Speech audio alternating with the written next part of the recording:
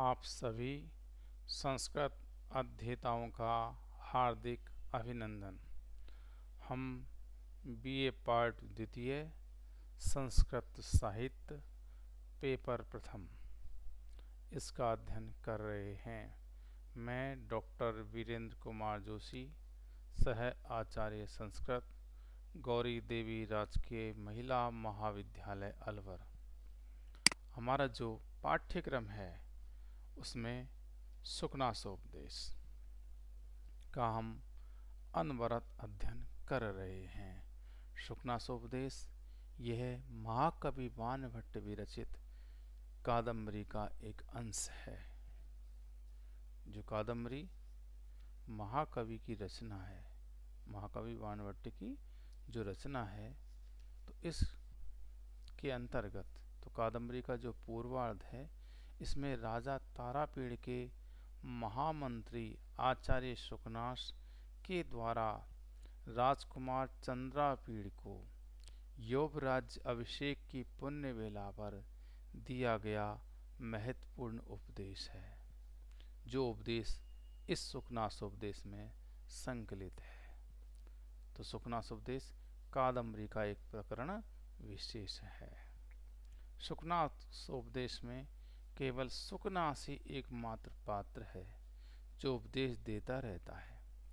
प्राचीन काल में हम देखते हैं राजतंत्र परंपरा में राज्य अभिषेक आदि के अवसर पर इस प्रकार उपदेश दिए जाते थे, जिनमें राजाओं के कर्तव्य, धर्म, अधिकार एवं आने वाले संकटों से सावधान रहने की प्रेरणा एवं उचित उपाय होते हैं। हम देखते हैं कि कुछ चीज़ें व्यक्ति को ऐसे होती हैं जो शुरू से प्राप्त हो जाती हैं, जैसे जन्मतः ही उसे प्राप्त ऐश्वर्य है, नई युवावस्था है, नया अनुपम सौंदर्य है और अलौकिक शक्ति। ये जो चार चीज़ें हैं, ये चारों की चारों ही महान अनर्थों की परंपरा है। तो हम देखते हैं कि इनमें एक एक ही सभी प्रकार के अशिष्ट आचरणों के निवास स्थान है। लेकिन जहाँ पर ये चारों समूह हो तो वहाँ तो कहना ही क्या। ती चारों बातें जो युवराज चंद्रापीड़ है उसके अंदर विद्यमान है, उसमें चारों बातें हैं। इसलिए सुकनास जो उनके मंत्री हैं उनको विशेष रूप से उपदेश दे रहे हैं कि आपको सावधान रहने की जरूरत है। ठीक है ना। तो यहाँ पर जो हमें प्रतिपाद्य है सुकनासोपदेश का, मुख्य रूप से इन्हीं बातों पर केंद्रित है।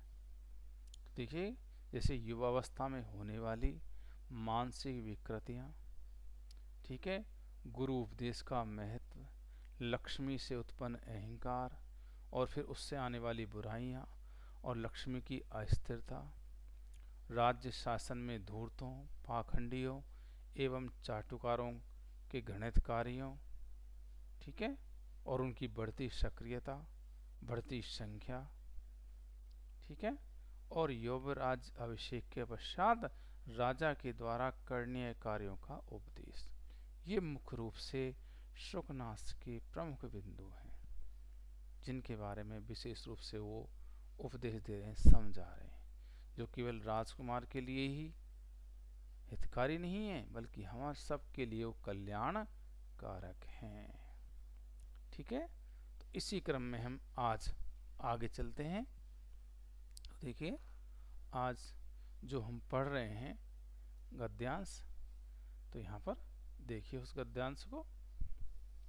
तो देखिए आज का कि अनर्थक आयास अंतरित विषय उपभोगम इत्युपहसन्ति विद्वत जनम जरा वैकलव्य प्रलप्तिम इति पश्यन्ति वृद्धि जनो उपदेशम आत्मप्रज्ञा परिभव इति असूयन्ति सचिवो उपदेशाय कुप्यन्ति हितवादिने सर्वथा तम अभिनंदन्ति तम आलपन्ति तम पार्श्वे कुर्वन्ति तम संवर्धयन्ति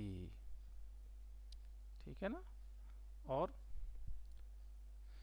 तेन सह सुखम अवतिष्ठन्ते तस्मै ददाति तम मित्रताम उपनयन्ति तस्य वचनम शृण्वन्ति तत्र वर्षन्ति तम बहुमन्यन्ते तम आप्तताम आपादयन्ति यो अहर्निशम अनवरतम उपरचिता अंजलि अधिदैवतमिव विगतानि कर्तव्या स्तौति यो वा महात्मम उद्भावयति।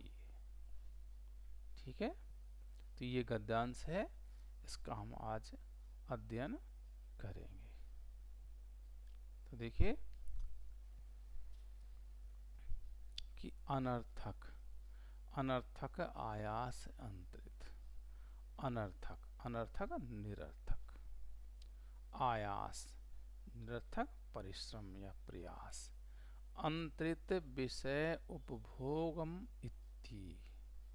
तो निरर्थक परिश्रम से विषय भोगों के उपभोगम इति उपहसंति, भोगों के सुख में बाधक है, इति ऐसा सोच करके, ऐसा मान करके, उपहसंति उपहास उड़ाते हैं। विद्वत जन्म, जो विद्वान लोग हैं उनका, विद्वानों को, ठीक है ना। तो जो विद्वान लोग हैं, यहाँ पर वो कहना चाह रहे हैं कि भाई जो विद्वान हैं उनकी वो हंसी उड़ाते हैं। कैसे कह करके कि जो आप प्रयास कर रहे हो, कि आपके जो निरर्थक परिश्रम से विषयों के भोग सुख में बाधक हैं, ऐसा सोचकर विद्वानों की वो हंसी उड़ाते हैं। विद्वान जो अच्छे कार्यों में लगे रहते हैं, हमेशा ज्ञान वर्धन की बात करते हैं, अच्छी संगति की बात करते हैं, लोगों के कल्याण की बात करते हैं, तो उसके लिए, इसके लिए जो प्रयास करते हैं, साधना करते हैं, तत्पर रहते हैं, परिश्रम करते हैं, तो ऐसे जो प्रयास हैं उनकी वो कह करके हंसी उड़ाते हैं। क्या कह कर हंसी उड़ाते हैं कि भाई जो आपके प्रयास ये तो व्यर्थ हैं। क्यों? इन प्रयासों से क्या हो रहा है, आप विषयों के भोग सुख में ये बाधक है। ऐसा कहकर विद्वानों के परिश्रम की हंसी उड़ाते हैं। और जरा वैक्लव्य प्रलपितम इति पश्यन्ति वृद्धि जनो उपदेशम। जरा वृद्धावस्था के कारण, वैक्लव्यम जो व्याकुलता है उसके कारण, प्रलपितम प्रलाप कर रहे हैं, या प्रलाप है, इति ऐसा, पश्यन्ति मानते हैं, देखते हैं, वृद्ध जन उपदेशम, वृद्ध जन उपदेशम बूढ़े व्यक्तियों के उपदेश को, कि जो बड़े बुजुर्ग लोग या समझदार लोग उनको कोई ज्ञान की बात बताते हैं, तो उनको ये कहते हैं कि भाई आपके अंदर बुढ़ापा आ गया है, इसलिए आप प्रलाप कर रहे हो। ठीक है ना। तो यानी कि वृद्ध जनों के उपदेश को वृद्धावस्था की विकलता या परेशानी से उत्पन्न बड़बड़ाहट मानते हैं। और आत्म प्रज्ञा परिभव इति असूयन्ति सचिवो उपदेशाय।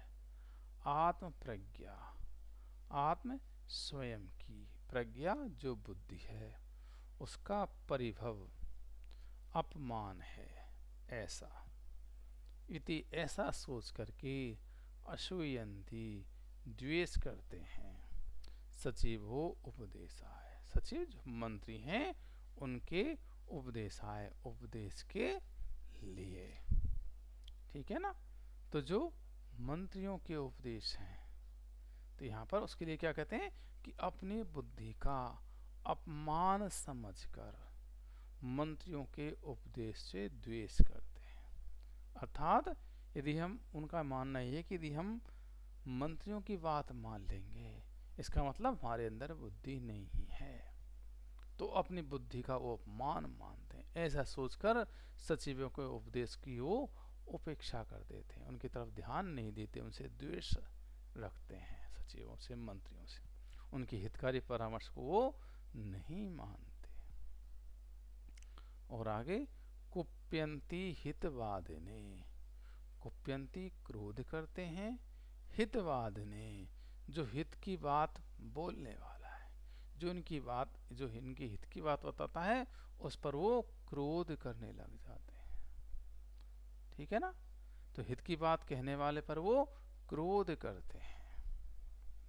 और सर्वथा तम अभिनंदन्ति, सर्वथा सब प्रकार से तम उसी व्यक्ति की अभिनंदन्ति प्रशंसा करते हैं, तम आलपन्ति तम उसी व्यक्ति से आलपन्ति बोलते हैं, तम पार्श्वे कुर्वन्ति तम उसी व्यक्ति को पार्श्वे पास में कुर्वन्ति करते हैं या रखते हैं, तम उसी व्यक्ति को संवर्धयन्ति संवर्धयन्ति बढ़ाते हैं, तेन सह तेन उसी के सह साथ में सुखम अपतिष्ठन्ते सुखम सुखपूर्वक, ठीक है, सुख से अपतिष्ठन्ते रहते हैं।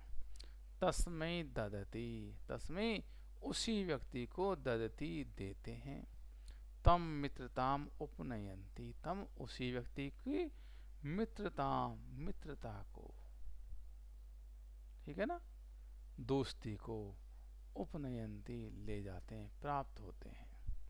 तस्य वचनम शृण्वन्ति तस उसी व्यक्ति के वचनों को शृण्वन्ति सुनते हैं, तत्र वर्षन्ति तत्र वहीं पर वर्षन्ति वर्षा करते हैं, तम बहुमन्यन्ते तम उसी व्यक्ति का बहुमन्यन्ते बहुत मानते हैं, सम्मान करते हैं, बातों को मानते हैं। तम आप्तताम आपादयन्ति तम उसी व्यक्ति को आप्तताम विश्वास पात्र होना आपादयन्ति बनाते हैं, ठीक है, किस व्यक्ति को, अब बता रहे हैं, यो अहर्निशम यो जो व्यक्ति अहर्निशम दिन और रात यानी लगातार अनवरत निरंतर, ठीक है ना, अहर्निशम दिन रात अनवरतम निरंतर, उपरचिता अंजलि उपरचिता बना करके अंजलि को यानी हाथ जोड़ करके, अधिदेवतम इव पूज्य देवता के समान, विगतानि अकर्तव्य विगतानि अकर्तव्य विगतानि छोड़ करके कर्तव्यों को छोड़ करके स्तौति जो स्तुति करता है, यो जो वा अथवा महात्म्यम उद्भाव्यति महात्म्यम उनकी महिमा को उद्भाव्यति बखान करता है।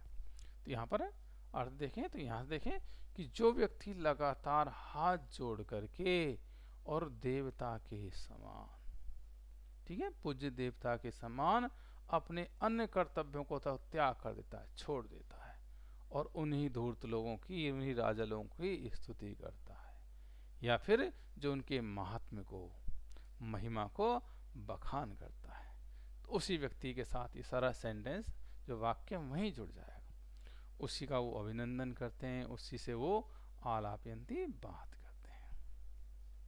तो यहाँ पर जो व्यक्ति अन्य सभी कर्तव्य कर्मों को छोड़कर दिन रात लगातार हाथ जोड़कर आराध्य देव के समान उनकी स्तुति करते हैं और उनकी महिमा का बखान करते हैं, तो सभी प्रकार से उसी का ही अभिनंदन करते हैं, ठीक है ना, सभी उसी का अभिनंदन करते हैं, उसी से वार्तालाप करते हैं, उसी को अपने पास में रखते हैं, उसी को बढ़ाते हैं, उसी के साथ आराम से बैठते हैं, मज़े से बैठते हैं, उसी को पुरस्कार वगैरह देते हैं, उसी को मित्रता मानते हैं और तस्य वचनं शृण्वन्ति उसी के वचन को सुनते हैं, तत्र वर्षन्ति और उसी पर अपनी कृपा दृष्टि रखते हैं, तम बहुमन्यन्ते उसी को बहुत सम्मानित करते हैं और उसी को प्रणाम करते हैं, तब आप्तवम आप्यादयन्ति, और उसी को आप्त मानते हैं, विश्वास पात्र मानते हैं। ठीक है ना, ऐसे ये राजा लोग हैं। ठीक है, एक बार और देख लीजिए आप भले कि देखिए कि व्यर्थ के साधना आदि परिश्रम कर सांसारिक विषयों, ये ना जो, तो व्यर्थ के सांसारिक आदि परिश्रम कर सांसारिक विषयों के भोग सुखों से ये वंचित हैं। ठीक है, ऐसा कहकर विद्वानों की हंसी उड़ाते हैं। ठीक है, और जरा वैकलव्यम प्रलप्तम इति, और बुढ़ापे के कारण उत्पन्न बेचैनी या बीमारी से बकवास करते हैं। इस प्रकार वृद्ध पुरुषों के उपदेश का तिरस्कार करते हैं। और आत्म प्रज्ञा परिभव इति असूयन्ति सचिवो उपदेशाय, और मंत्रियों की सलाह के प्रति अपनी बुद्धि की पराजय मानकर द्वेष भाव रखते हैं। और कुप्यन्ति हितवादिने, हितकारी बात कहने वाले पर क्रोध व्यक्त करते हैं, उन पर वो क्रोधित हो जाते हैं।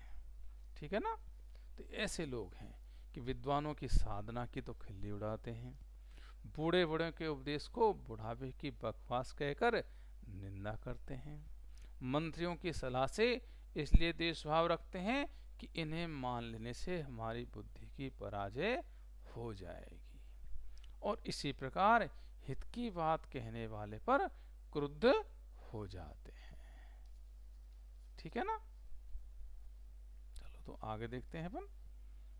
ऐसे ही कि सर्वथा तम अभिनंदन्ति तम आलापन्ति तम पार्श्वे कुर्वन्ति, इसको देख लीजिए कि धूर्तों से घिरे है ऐसे राजा लोग तम अभिनंदन्ति, उसी व्यक्ति का सब तरह से अभिनंदन करते हैं, तम आलापन्ति, उसी से बातचीत करते हैं, तम पार्श्वे कुर्वन्ति, उसी को बगल में रखते हैं, तम संवर्धयन्ति, उसी को बढ़ाते हैं, तेन से सुखम अवतिष्ठन्ते, उसी के साथ सुखपूर्वक अर्थात मैत्री भाव से उठते बैठते हैं। ठीक है, तस्मै ददति, उसी को धन आदि देते हैं, तम मित्रताम उपनयन्ति, उसी से मित्रता रखते हैं, तस्य वचनम शृण्वन्ति, उसी की बातों को सुनते हैं, तत्र वर्षन्ति, उसी पर धन की वर्षा करते हैं, तम बहुमन्यन्ति, उसी को सम्मान देते हैं, तम आप्तम आपादयन्ति, और उसी का विश्वास करते हैं, जो अहर्निशम अनवरत उपरचिता, जो कि रात दिन लगातार हाथ जोड़े हुए इष्ट देवता के समान अन्य समस्त कार्यों को छोड़कर केवल उनकी स्तुति करते हैं या उनकी महिमा का बखान करते हैं। ठीक है ना, तो यहाँ पर जो महाकवि भानुभट्ट हैं उन्होंने धूर्त राजाओं की क्षुद्रता का वर्णन किया है। वो कहते हैं कि ऐसे राजा लोग चाटुकारों धूर्तों को, जो निरंतर सब काम छोड़कर हाथ जोड़े हुए उनकी स्तुति और झूठी प्रशंसा किया करते हैं, उनको ही वो अपना अंतरंग मित्र, हित चिंतक एवं विश्वास पात्र मानते हैं, और उन्हीं से सदा घिरे रहकर सब प्रकार से धन आदि के द्वारा उनका सम्मान वर्धन करते हैं। ऐसे ये राजा लोग होते हैं। ठीक है, तो हो गया स्पष्ट। तो इसको आप एक बार पढ़ लें, देख लें, बहुत आराम से समझ में आ जाएगा। अब इस पर थोड़ी व्याकरणात्मक टिप्पणी देख लीजिए। तो देखिए, जरा वैकलव्य प्रलपितम, तो जराया वैकलव्यम, जरा वैकलव्यम, तेन प्रलपितम, जरा वैकलव्य प्रलपितम। ठीक है, ये जो प्रलपितम है, देखिए प्रलपितम, प्रलप इक्त है। ठीक है, और उपदेशाय, उपदेशाय असूया अर्थ में यहाँ पर चतुर्थी विभक्ति हो गई। ठीक है ना। आगे हित वादिने, हित बद और निणी। ठीक है। आगे ये ना अहर्निशम, अहर्निशम अह च निशा, च इति द्वंद्व समास हो गया दिन रात। आगे विगतानि कर्तव्य, अन्यत कर्तव्यम, अन्य कर्तव्यम, विगतम अन्य कर्तव्यम, यस्य स विगतानि कर्तव्य। ठीक है। आगे स्तौति, स्तु लट, स्तुति यानी स्तुति करते हैं, करता है, जो इनकी स्तुति करता है। ठीक है। तो हो गया स्पष्ट। तो इसको आप एक बार पढ़ लें। ठीक है ना। फिर इसको एक बार मनन चिंतन कर लें, तो आपको बहुत सरल लगेगा और स्पष्ट भी हो जाएगा। ठीक है। तो ये उपदेश जो है बहुत ही मुख्य है, हम भी इसका ध्यान रखें। ठीक है ना। तो और इसको आप पढ़ लें एक बार। तो आज के लिए इतना है। ठीक है ना। ठीक है, स्पष्ट है। चलो, तो जयतु संस्कृतम, जयतु भारतम।